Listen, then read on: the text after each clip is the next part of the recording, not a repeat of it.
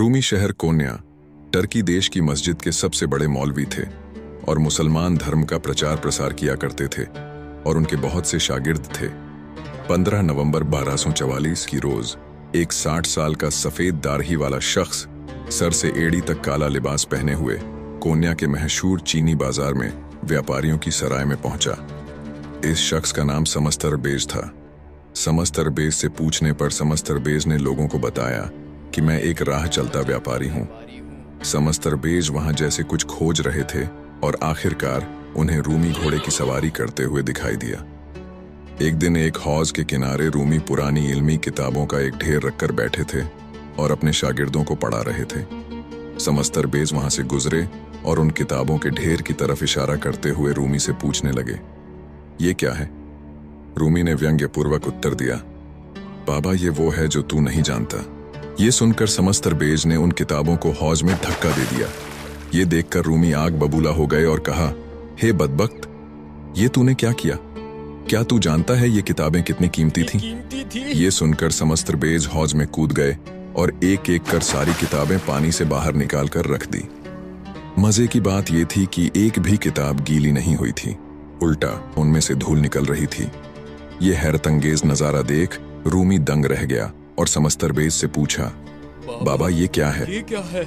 समस्तरबेज ने उत्तर दिया, ये वो है जो तू नहीं जानता, और वहां से चले गए। अगले दिन रूमी अपने घोड़े पर सवार होकर बाजार में पहुंचे। वहां लोग आदर सत्कार में उनका हाथ चूम रहे थे। तब अचानक समस्तरबेज वहां पहुंचे और रूमी के घोड़े की लगाम पकड़कर खींच ली। रूमी पहचान गया कि ये तो वही बाबा है। रूमी भी उनसे मिलना चाह रहे थे। बाबा ने कहा कि रूमी एक मसला है, मुझे ये बताओ कि मोहम्मद बड़ा या बायाजिद बस्तामी बड़ा? रूमी ने कहा, यह तो बच्चा भी जानता है, मोहम्मद बड़ा है। बाबा ने कहा, अगर मोहम्मद बड़ा है तो उसने ये क्यों कहा कि हे अल्लाह, मैं तुझे नहीं जानता, तू कौन है? और बायाजिद बस्तामी ने ये क्यों कहा कि हे अल्लाह, तू पाक है, तू बादशाहों का बादशाह है और तेरी बड़ी शान है। दोनों के बीच काफी लंबी चर्चा होती है और बाबा के तर्क सुनकर रूमी बेहोश होकर घोड़े से नीचे गिर जाता है। रूमी की आंखें खुली तो अपना सिर बाबा की गोद में पाया। बाबा रूमी को लेकर शहर से दूर चले जाते हैं। इसके बाद समस्तरबेज कोन्या से गायब हो जाते हैं। रूमी उनकी याद में पागल सा हो जाता है और बाबा की खोज में भटकने लगता है। 1 वर्ष बाद रूमी को किसी से पता लगता है कि समस्तरबेज को दमिश्क में देखा गया है।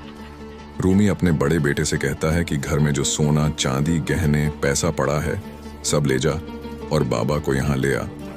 रूमी का बड़ा बेटा दमिश्क पहुंचकर समस्तरबेज के नाम पर भंडारा खोल देता है और देखता है कि कुछ दूरी पर बाबा एक लड़के के साथ शतरंज खेल रहे हैं। रूमी का बड़ा बेटा बाबा से विनती करके उन्हें घोड़े पर बैठाकर कोन्या ले आता है। रूमी कहता है कि बाबा आप क्यों गायब हो गए थे? आपने मेरे साथ ऐसे क्यों किया? मैं 1 साल से आपकी याद में तड़फ रहा था। बाबा कहते हैं, अगर मैं गायब ना होता तो तेरे दिल में आज ये आग ना होती। बाबा रूमी को इल्म देते हैं, जिसे पाने के बाद रूमी अपनी पारंपरिक पूजा पाठ छोड़ देता है। ये देख रूमी के शागिर्द समस्तरबेज से ईर्ष्या करने लगते हैं। एक रोज रूमी अपने मुर्शीद समस्तरबेज के साथ अपनी कुटिया में बैठे थे। तब रूमी का छोटा बेटा व कुछ शागिर्द समस्तरबेज के कत्ल के इरादे से वहां पहुंच जाते हैं और समस्तरबेज को आवाज लगाते हैं। समस्तरबेज रूमी से कहते हैं कि बस अब मेरा जाने का वक्त आ गया है। शागिर्द जैसे ही उनको मारने के लिए तलवार उठाते हैं, समस्तरबेज गायब हो जाते हैं। ये तो गायब हो गया।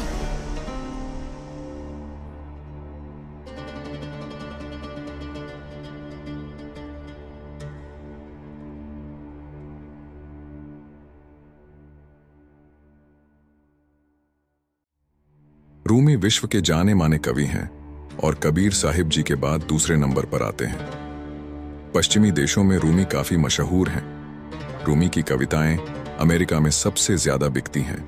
रूमी की रचनाएं मनसनवी और दीवाने कबीर को मौलाना संग्रहालय कोन्या तुर्की में रखा गया है। रूमी की मजार कोन्या तुर्की में स्थित है। उसी के साथ रूमी के मुर्शीद समस्तरबेज की भी कृत्रिम कब्र बनी हुई है। हर साल पूरे विश्व से लाखों लोग रूमी की मजार का सजदा करने जाते हैं और हैरत की बात यह है कि मुसलमानों से ज्यादा गैर मुसलमान जाते हैं। वास्तव में अल खिज्र उर्फ अल कबीर ही समस्तरबेज की भूमिका निभा रहे थे। कबीर साहिब जी अपने सिद्धांत अनुसार पाक आत्माओं को मिलते हैं, जिनमें गरीब दास, मुलुक दास, दादू दास, धर्मदास शामिल है। रूमी को भी समस्तरबेज के रूप में कबीर साहिब ही मिले थे और उनकी आन उपासना छुड़वाकर उन्हें सच्चे अल्लाह की इबादत पर लगाया था, जिसका जिक्र हमें रूमी की लिखी किताब दीवाने कबीर में देखने को मिलता है।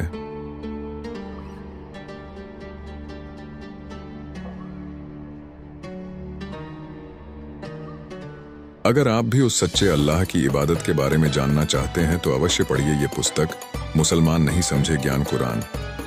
आप इस पुस्तक को संत रामपाल जी महाराज ऐप से भी डाउनलोड कर सकते हैं।